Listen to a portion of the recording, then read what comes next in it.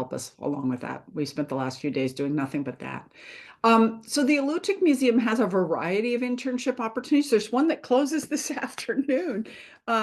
We have a multi-year grant through the Exxon Valdez Oil Spill Trustee Council that allows us to hire interns every summer. And we typically hire at the advanced level and at the entry level. So the advanced intern is typically somebody who wants to do archaeology, maybe even a graduate student. It can be anybody who has a little bit of background and field experience and who will accompany our archaeologists on some spring field work and assist with reporting.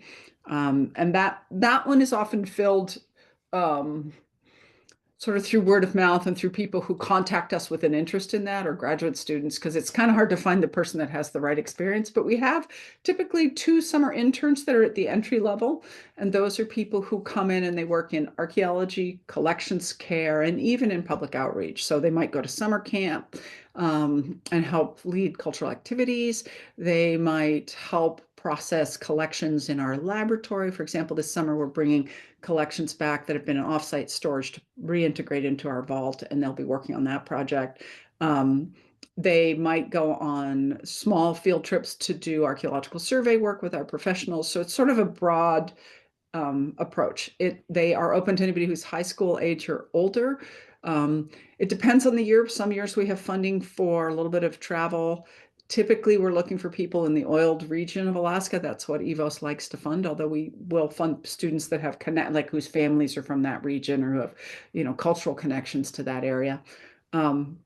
We also they're paid internships, and we sometimes have some housing money. It just depends on the year. So we have in the past had people who've come from places like Seward or Anchorage, and we've been able to help with some housing. The problem we have is that even if we have the money, finding the housing in Kodiak can be very, very difficult. So there's that. We do a couple other things, and it's worth looking or contacting us. One of them is that some of we are founded and sustained by 8 different Native organizations, and sometimes those organizations have internships. So this is sort of spelled out on our website.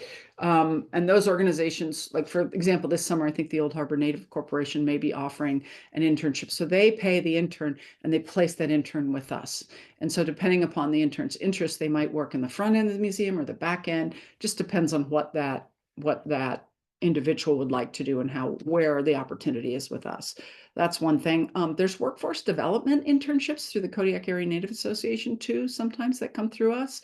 So we'll get somebody who can maybe work up to 100 hours to do some, and these people can be students or early career professionals who are learning new job skills. So that happens sometimes.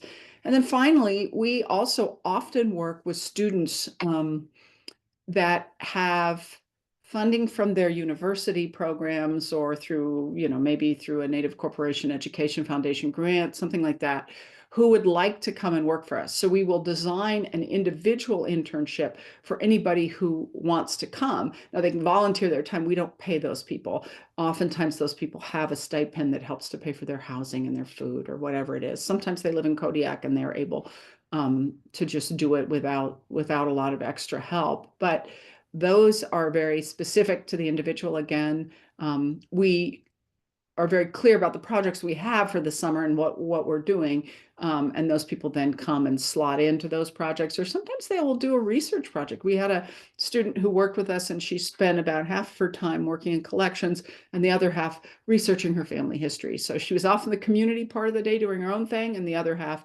working under our tutelage. But she had a space in the museum to come back to anytime. So those are the sorts of things we do. We're really flexible. These EVOS internships are unusual for us. They've been going on for, I think this is our 3rd year, and we'll probably have 2 more years, or maybe this is the 4th year. I can't remember. We have about 6 years total funding, I think 4 or 5. So they won't last forever, but it is a model that we'd like to continue pursuing. Yeah. And then you guys also, as a museum, offer consulting services. You've consulted before? Oh, all the time. Yeah. One of the things that we've also proposed to some folks that we've been consulting with is that if they want, like if you're developing a culture center and you want to learn about museum administration, or you want to learn about exhibit design or development, send someone to us, pay for your staff member or your intern to come to us and work beside our professional staff. If there are skills you want that person to learn, we will work with you to design a program that works for that person. Um, we haven't done a lot of that. We've had some visiting groups come for a day or two.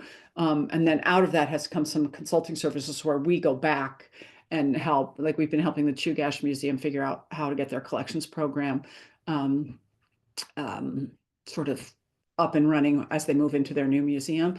So those are the kinds of things. We find that there's a lot of questions about how to start a museum and a culture center, how to do that initial sort of turn on of everything. And since we went through it painfully ourselves, we did it, and we learned a lot from that process. We're more than happy to help people, and it is kind of daunting. And so sometimes we're able to break it up into stages and pieces that will help folks think about what goes first, what comes next. And not, it can be very easy to put the cart before the horse. And we try to help people to no, no, no, get your board organized, get your policies, before you start developing programs, for example. So we've done a lot of that. Yeah, I think it's very helpful. I think it's so wonderful that you guys have taken what you've learned and now you're sharing it out. We're glad to do it.